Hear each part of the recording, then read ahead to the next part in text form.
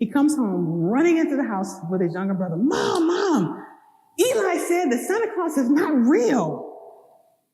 And his little brother, who was then about 5, looks at him and goes, what? Santa Claus is not real? What? And so there is sheer panic at my doorstep. And so at that moment, as a parent, I'm thinking, okay, the jig is up. I got to sit my kids down and let's have a conversation. So I sit them down on the couch and I say, okay, guys, listen. Yeah, so this thing called Santa Claus is really your dad and I. Like we, look at the letters and things you want. We go buy the gifts the night before. Y'all make the cookies. Whatever. Your dad and I, we eat the cookies. We drink the chocolate milk. We put the carrots back in the refrigerator. And then we go and put your gifts out. And we do that because we want you to have this amazing experience when you get up the next morning. We do that for you because we want you to have that. But actually, in reality, Santa Claus is not real. And so my sons, they look at me and they look at each other and they look at me and they look at each other. And then almost in unison, without any conversation amongst themselves, they look at each other and they say, no, Santa Claus is real. Santa Claus is real. And they walk away. And I'm thinking, I'm sitting there and I'm going, what just happened? I thought we were having a truth-telling moment where I was giving them the truth and they have decided for themselves. And that Christmas, we celebrated Santa. We left out the cookies. We left out the chocolate milk. Kids went to bed and Santa Claus came that night. And it wasn't until the following year, where the older son, Madhu, was in a group of kids that were just even slightly older, where the pressure around the Santa Claus thing was really mounting. And the kids were saying, oh, you're a baby if you believe in Santa Claus. And all of a sudden, Santa Claus was not real anymore. He wasn't having that. And we had to figure out some different traditions. So you may be asking yourself, Dr. T, why are you talking about Santa Claus and Christmas? Because there are a lot of lessons in here for narrative change folks about the stuff that we need to do to address some of that mindset shift stuff that we know is really necessary for our models to work.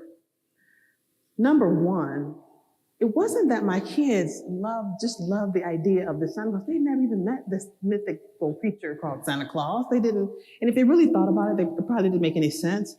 It wasn't that they wanted so much to believe in Santa Claus as a thing. It's that they loved the energy and the community we had created around it, right? It was the community building. It was all the stuff and being able to go to the mall and sit on Santa Claus's lap and write the letters and do the thing. And then it was all that. And they thought that if they gave up the idea of a Santa Claus, that they were going to have to give that stuff up. And they didn't want to do it.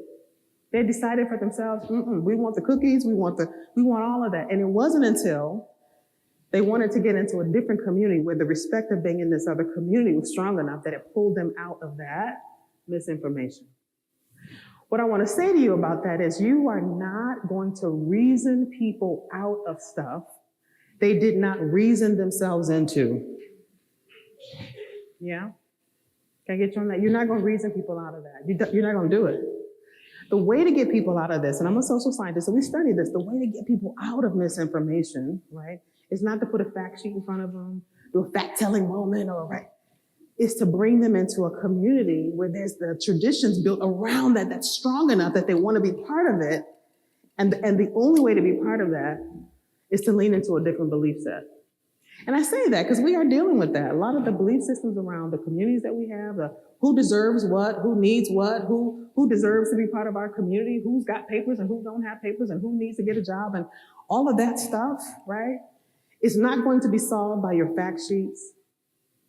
All this, the misinformation on vaccines and what they're supposed to do and the health stuff is not going to be solved by your fact sheets or your reports that come on the news. It's not going to be solved by that. It gets solved by building community. And the good news for this room, I speak to a great many rooms, but the good news about folks in this room is y'all know how to build community.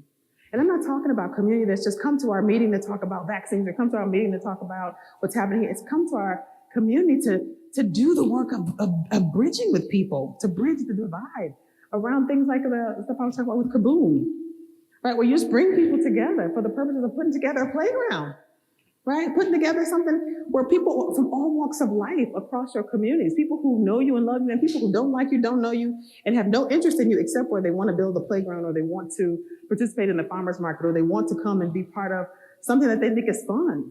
And when people get in community with you, right, there's a different conversation that you're able to have with them that pulls them out of that misinformation.